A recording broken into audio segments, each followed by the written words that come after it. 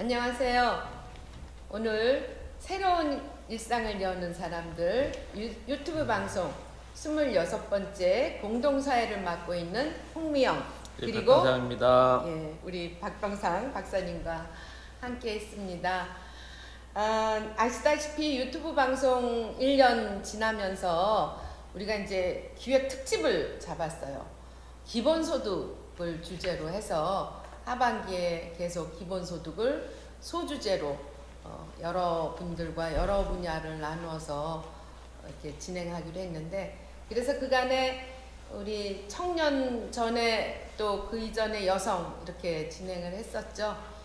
오늘은 기본소득을 통해서 얼마나 또 이렇게 변화를 가질 수 있을까, 많은 기대를 가질 수 있는 분야, 그리고 한편 그 얘기의 반대는 그간에 코로나 때문에 가장 어려움을 겪었던 분야이겠죠. 문화예술 분야의 분들을 모시고 여러분과 함께 또 기본소득과 문화예술 얘기를 나눠보겠습니다.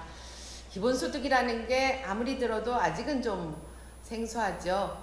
근데 기본소득이 된다면 우리가 단지 생계만의 나의 생계 해결하는 것 이상으로 나의 가치를 좀 더 풍요롭게 할 수 있고, 또 그것이 미치는 주변의 파급효과, 나비효과처럼 이렇게 번져나갈 수 있는 그런 세상에 대해서, 그런 시대에 대해서 우리가 오늘 또 말씀을 나누면서 그려볼 수 있을 것 같습니다.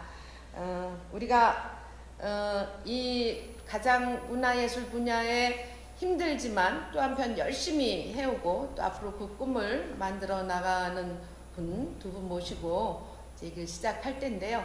우선 제가 여러분께 소개해 드리겠습니다. 제일 끝자리에 앉아 계시죠. 우리 인천시의회의 아주 활약 많은 젊은 정치인입니다. 유세영 시의원님이십니다. 네, 반갑습니다. 유세영입니다.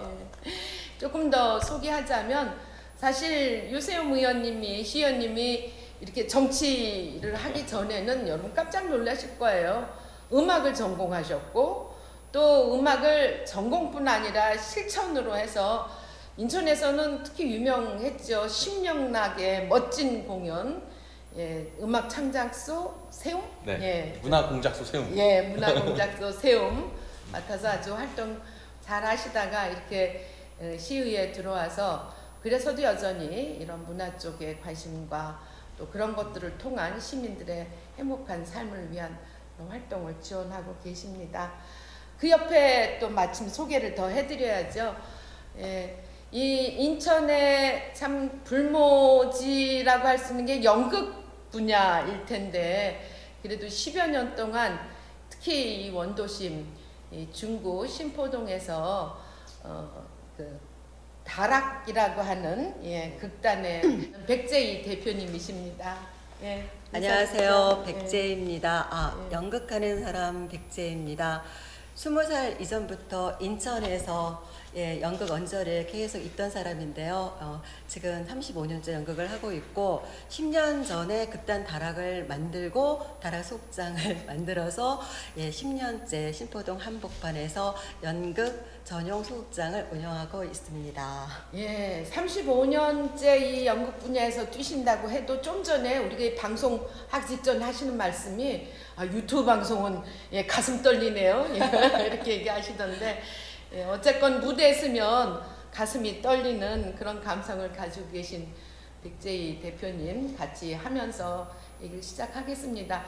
어떠세요? 우리 시청자 여러분, 오늘은 좀 이 방송하는 장면이 좀 독특하다 생각을 하실 텐데, 이곳이 바로 테아트르 다락의 공연 무대이고 문화공간이고, 또 이 자리를 거슬러 올라가면 인천에서 최초의 외과병원이 세워진 1940 해방 전이라고 했죠. 43년인가? 42년입니다. 42년 때부터 우리 인천에서는 신태범 박사님이 외과 의사로서 아주 유명하셨는데, 거기에서의 이 운영하셨던 이 건물이 지금 이렇게 멋진 문화공간으로 되고 있는데, 여러분들이 이게 이런 역사적인 또 뜻있는 곳이구나 하는 것을 한번 연상하시면서 문화공연의 자리에서 문화에 대한 얘기를 또 문학의 두 전문가들과 그리고 열정적으로 현장을 지금 뛰고 계시는 두 분과 함께하는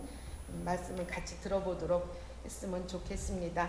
자, 우리 이왕 나온 김에 백 대표님한테 한번 이제 말씀을 듣도록 할까요? 네. 제일 힘든 게 하여튼 코로나 때문에 이 연극계가 그간에도 쉽지 않았지만 네. 더 어려웠을 것 같고, 그래서 후원회도 아마 작년에 만들어지고 네. 또 그런 덕분에 지금까지도 또 좀 힘이 됐던 것 같은데, 어떻게 보세요? 코로나 이전과 이후에 이 문화, 특히 연극 이거 운영하시면서 체감되는. 체감, 실은 제가 요즘 거의 1년에 한 번도 만나지 않으면 참 좋을 사람들을 계속 자주 만나는데요. 저희 건물 주님이신데요. 네, 건물 주님이라고 항상 저는 그렇게 얘기하는데, 제가 이제 항상 월세를 밀렸다가 내고 그러고 있는데, 예, 작년부터 제가 이제 여전히 항상 밀리면서 건물 주님한테 제가 지금 코로나 때문에 상황이 너무 어렵습니다. 그러니까 좀 이해 좀 해주세요. 그랬더니 무슨 거짓말을 하냐고, 코로나 이전에도 계속 돈 없어가지고 왜 돈 안 되는 연극하면서 왜 남한테 피해를 주냐고 그렇게 말씀하셨는데, 저는 그랬거든요. 저한테는 어쨌든 제가 이제 신랑이 돈을 벌면 그것으로 여기다 갖다 맞고 그러면서 생활했는데, 저는 코로나 영향을 신랑을 통해서 받는 거죠. 그러니까 집회가 한 4분의 1로 끊겼어요. 그러다 보니까 뭐 대출금 이자 내기도 부족한 돈이고, 거기다가 더 중요한 거는, 그러면서도 어떤 부분들이 많이 이해가 되었던 부분들이 있었는데, 코로나를 겪으면서 주변 예술인들이 많이 마음이 급해지고 각박해져요. 그래서 뭐 인건비라든지 양해가 되었던 부분들도 서로가 힘드니까 그런 일도 생기고, 그래서 실은 작년부터 시작을 해서 올해 많이 느끼고 있습니다. 아주 뭐 절절하게 실감되는 사례를 말씀 주셨네요. 그래서 한번 코로나 이전에 어떤 모습인지, 그때도 인천에 뭐 열악한 연극 무대이기도 했지만, 인천에서 또 연극 활동하시는 분들이 계세요. 그분들도 열악한 무대에서 나름대로 애를 쓰시고 중앙 무대에 진출하기도 하고, 인천의 그 문화 예술을 알리는 데 또 애쓰신 분들도 있고 한데, 저는 코로나 이후가 된다고 했을 때 좀 달라진 모습도 기대할 수 있지 않을까. 조금 더 오랫동안 생각했고 기대했고 각성했고 같은 여러 가지 이제 심리 상태가 모여가지고 조금 더 새로운 도약이 될 수 있는 또 계기가 될 것 같은데, 일단은 오늘 기본소득이니까 일단 그래도 그러려면 뭔가 있어야 돼요. 네. 그래서 뭔가 좀 코로나 이후와 이전과 다른 뭔가를 하고 싶어하는 꿈이 있으실 것 같아요. 그 꿈을 어떻게 한번 펼쳐보자. 한번 얘기해 보시죠. 며칠 전부터 계속 입버릇처럼 제 입에서 나오는 얘기가, 나 돈만 있으면, 기본적인 돈만 해결되면 지금 다 안정되게 다 잘 될 것 같아요. 그래서 정말 돈만 있으면 하고 싶은 거 다 할 수 있을 텐데, 그런 얘기를 하는데, 코로나 이전과 이후 지금 뭐 여러 가지 사회적 거리두기나 이런 것 때문에 만나지도 못하고, 관객도 거의 비대면 공연도 많이 하고, 그런데 저는 공연장을 운영하면서 오히려 코로나 이후 더 현장 무대, 그러니까 관객과 대면하는 공연이 더 뭐랄까, 관객들이 더 갈증을 느끼거든요. 그리고 어떻게 보면 흔했던 어떤 그 공연이 귀하게 느껴지고, 잠깐이라도 왔을 때 정말 그거를 기뻐하는 걸 느꼈어요. 그래서 저희 예술 활동은 오히려 더 집중이 되지 않을까. 그것도 물론 선택이긴 합니다. 저는 그래서 적어도 연극은 제가 계속 느끼는 건 무조건 대면이거든요. 현장에서 가까이서 지금 느끼는 게 달라요. 저는 그래서 코로나 이후에 점점 어려워지지 않을까, 이렇게 공연 형식에 있어서. 아니요, 저는 오히려 더 선택적으로 많은 분들이 무대를 찾을 거라고 저는 기대하고 있습니다. 그래요. 또 이런 반전의 희망을 들으면서 우리 유세영 아마 의원님도 예전에 뭐 현장에 이런 감각도 충분히 실감이 되실 거고 또 지금 이제 의회에서 이런 문화예술 분야 관련한 뭐 정책이나 이런 것들 검토하시고 또 걱정을 하실 텐데 한번 그 의회 쪽 활동 한번 말씀해 주시죠. 뭐 이제 아무래도 이제 제가 현장 문화예술 기획자 출신이고 또 오랫동안 예술 활동을 해왔던 이제 사람으로서 우리 또 이제 후배들 많이 전화 와요. 힘들다고 전화 오고 가장 요즘에 좀 제가 받지 않았던 전화 더 오죽하면 얼마나 나 힘들면 나한테 돈을 빌릴까. 네, 직접 정말 이건 돈도 없지만은 네, 공연 알아봐 달라가 아니라 네, 이제 정말 헌금을 달라. 뭐 공연도 그러니까 얼마 전에 너무 제가 좀 울컥했던 적이 있었는데 이 친구가 이제 판소리 하고 대통령상도 받고 해 친구가 뭐 전화 통화하니까 바코드 찍는 소리가 나더라고요. 너 지금 뭐 하냐 그러니까 이제 창고에서 재고 이거 하고 있다고 하더라고요. 그러니까 이게 굉장히 좀 안타까운 거고 이 친구들이 그래도 이제 예술가로서 자기 활동을 해야 되지만 또 생계 때문에 그렇게 이제 아까운 시간들을 그렇게 허비하는 게 굉장히 좀 아픈 현실이다. 이건 또 우리 백재희 대표님 말씀하신 것도 굉장히 좀 공감이 되고 또 최근에 또 공연이 조금 집합이 되려다가 또 안 되고 또 다시 또 재개를 하려다가 또 취소되고 이런 상황들이 계속 반복되니까 우리 현장에 있는 예술가분들 그리고 그뿐만이 아니고 이제 렌탈 하시는 분들이 굉장히 좀 요즘에 또 힘들어 하세요. 음향 렌탈, 뭐 장비 렌탈, 뭐 천막 무대 이런 렌탈 그 업종들이 다 이제 취소가 되고 있으니까 그래서 근데 제가 예전에 이제 문화복지위원회 있을 때 그 이야기했던 부분들이 그때 당시에 이게 코로나 상황 이전이었어요. 2018년 때는 이게 그때 뭐가 힘들었었냐면 돼지열병, 아프리카 돼지열병 때문에 행사가 다 취소됐잖아요. 부평 풍물축제도 취소되고 뭐 다 이것저것 취소되고 그다음에 뭐 태풍, 그다음에 뭐 이런 부분들 때문에 취소되는 것들을 어떻게 하면 보상할 수 있을지에 대해서 좀 시에서 검토했으면 좋겠다. 왜냐면 그 사업을 하시는 분들도 예술가 분들이 너무 힘들어하기 때문에 왜냐면 예술하는 사람들 그러니까 우리 창작자나 아니면 연희자들은 보면 이 공연 하나가 자기 한 달 생계에 정말 큰 그 부분인데 그것들이 취소가 되면은 갑자기 이제 좀 벼락 맞은 기분이 들 때가 있거든요. 그래서 이런 부분들을 좀 공공기관에서 행사를 할 때는 좀 책임질 수 있는 어떤 보험이라든가 만약에 그때 그 보험이 우리가 가입을 했으면 지금 코로나 상황 때 이런 위기가 있지는 않았을 것 같아요. 그러네요, 그러고 보니까. 대신 보험회사가 망했을 것 같은데.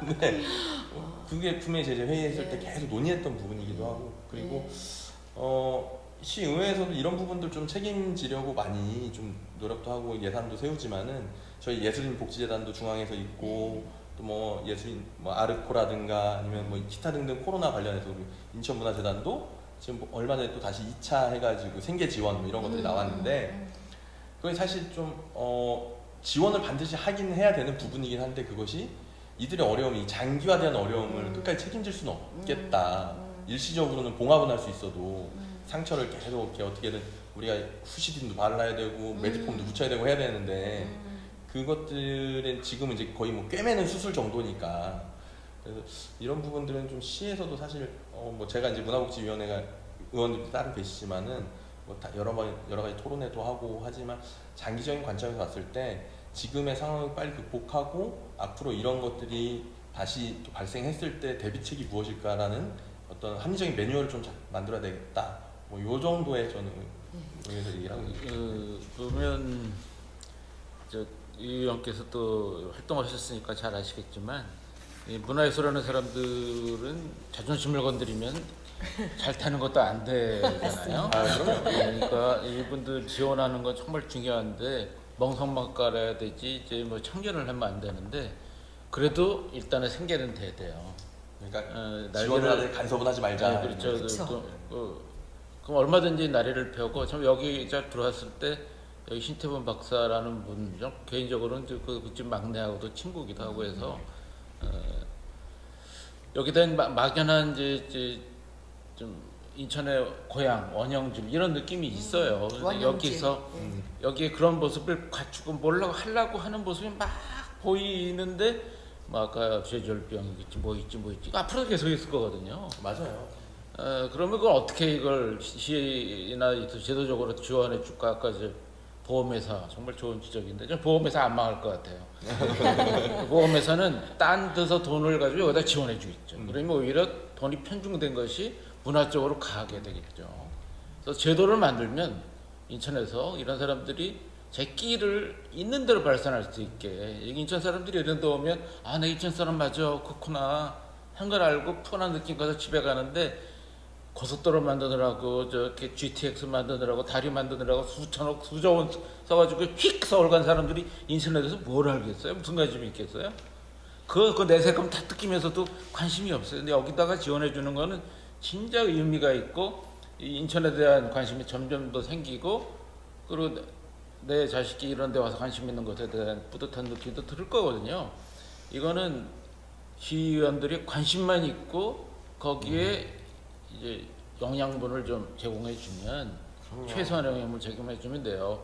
시의원들 뭐 저도 뭐 여러 번 알고 계시지만 유시영 같은 분이 좀 몇 명이나 좀 더 있었으면 좋겠어요. 그러면은 뭐 세우고 부시고 이런 데 돈 쓰지 말고, 이제 인천 뭐 뻑하면 인천 하지만 뭐가 인천이라는 거예요.